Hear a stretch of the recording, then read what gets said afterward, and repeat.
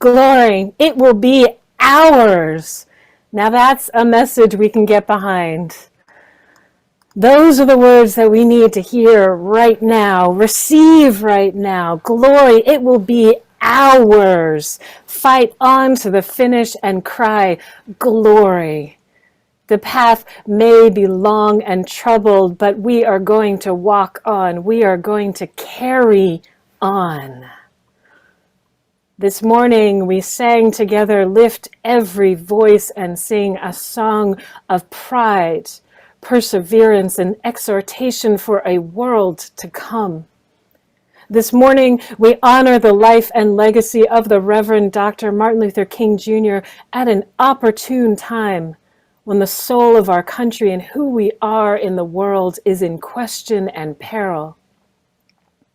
Now, Dr. King often preached to those in the struggle for civil rights from the book of Exodus, telling the people of Israel in bondage under Pharaoh in Egypt and of the calling forth of Moses as their leader. Now, I have to tell you, there's one word that I hear over and over again, almost daily. Can you guess what it is? Hope. As in, I don't have any hope. As in, I only have hope. As in, I wish I had hope. As in, I struggle with this word, hope. When we heard hope in Lift Every Voice and sing a song full of the hope that is present, that the present has brought us. Hope is a slippery word, often couched in resigned intention. I hope it'll be okay. I had hope, but my hopes were dashed. I hope things will change. You know, in the military, we say hope is not a TTP. Hope is not a TTP, a technique, tactic, or procedure.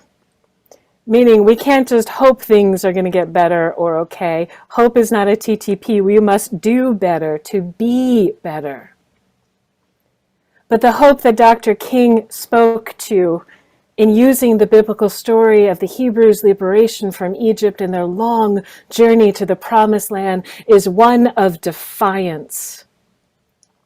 Dr. King emphasized time and again the very values that this country was founded on, to reframe that the dream is possible and that our suffering in bondage were not labors in vain. Let us be reminded that transformation in the middle looks like chaos.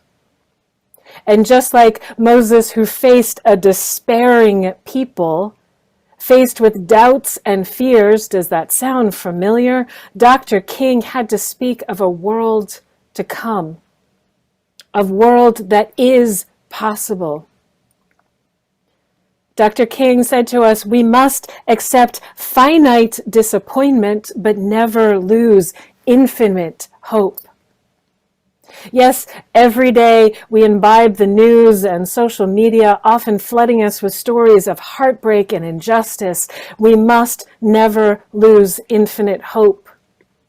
Yes, every day there are people around us who may be unkind and use their power and privilege to harm others. We must never lose infinite hope.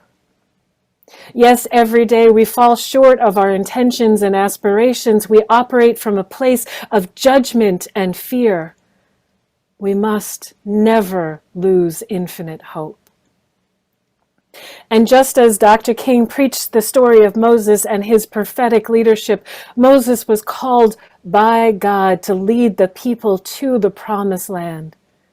But when they got to the banks of the Jordan River, Moses did not cross over with them. Neither did Dr. King. The dream he inspired, the dream he spoke of, would not be the one he would see in his lifetime. And we still persist in making it a reality. We must never lose infinite hope. So we sit with this word. We meditate on this word, hope. I think we wrestle with hope alone because it's incomplete. It has been said before that we must prepare ourselves to be a sanctuary and to resist as people of faith. We are called to provide respite to the weary, to the oppressed, to amplify the voices of marginalized people, to center BIPOC leadership, Black, Indigenous, and people of color, and we are called to resist. I saw a bumper sticker the other day that said, "Dissent encourages democracy. Resistance to the status quo is like breathing air for us. It's a spiritual practice towards transformation." So we choose to question. We choose to embrace and celebrate lives that more closely align with the full integrity of our hearts. We choose to consider and lean into uncomfortable places. We choose to expand our horizons by reading, by watching, by showing up, learning about the lives of those around us whose experience is so different from us. Out of compassion, out of care and concern for our kin and our earth, we push our consciousness and ways of being and seek to raise our compassion, to uplift humanity and not tear it down. And we choose to act and show up for our faith. Each year, from Martin Luther King Day Sunday to Valentine's Day loosely, we join other Unitarian Universalists for our annual 30 Days of Love campaign. The link is in the chat. Described as an opportunity to collectively nurture our spirits. Do we need that right now? Amen. To nurture our spirits, to deepen our understanding and take action on our values for collective liberation. In 2022, the 30 Days of Love will focus on Side with Love's 4 intersectional justice priorities, with opportunities each week for communities and people of all ages to grow, ground, and act together for justice. So, my beloveds, check it out daily, weekly, because hope alone is incomplete without intention. Our spiritual theme for the month. I hope what we do makes a difference in someone's life. I hope we have the strength to provide sanctuary and to resist. I hope and remember and tell the story. My great-grandmother was an enslaved person in this country, in Virginia. I hope and pray that I am the embodiment of my great-grandmother's wildest dreams and hopes for the future. And I pray each and every day to live in gratitude for the privileges and blessings I've received, because this is the mantle to carry on in her name. What do you hope for? I invite you to sit with this holy question. What do you hope for? What is that sacred focal point? And cultivate that hope with intention, like a tender bud seeking life, seeking the waters of justice, the warm rays of the sun to blossom and triumph. And then show up for yourself.